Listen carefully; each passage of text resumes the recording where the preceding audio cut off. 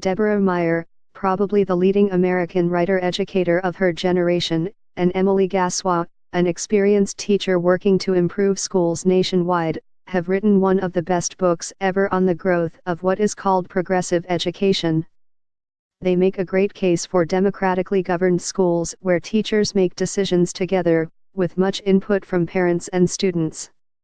It sounds messy, but they note that many successful schools have done it, such as the New York Performance Standards Consortium, the Belmont Zone of Choice in Los Angeles, schools using the New Hampshire Performance Assessment of Competency Education, PACE, and the Mission Hill Pilot School in Boston. The nitty-gritty of daily decisions should be left to the people who know their particular community and children best. Families and educators, Meyer writes, and these schools belong to you and me. While history offers those who know to look for it some insight into the connection between free, universal education and democratic citizenship, writes Gassois, co-founder of the nonprofit Artful Education, it's entirely possible to go through the better part of 2 decades of schooling without ever being asked to consider this aspect of our education. So why are they so unhappy with some successful schools that have plenty of faculty and parent involvement? The authors are particularly critical of KIPP, the largest and in some ways most successful charter network in the country. In one of Meyer's chapters, she seems to give KIPP a nod of approval by noting its South Bronx campus began with help from reformer S.Y. Flegal, who also backed Meyer's successful Central Park East alternative schools. But then she says, the spread of KIPP and KIPP-style, segregated, no excuses schools signals our nation's shameful return to the pursuit of separate, and tacitly unequal, schools.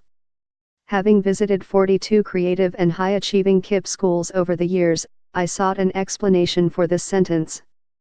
The authors call for small, autonomous, family-centered schools with democratic cultures. KIPP seems to me way ahead in those factors. It has longer school days and very careful selection of principals and teachers. What was the problem?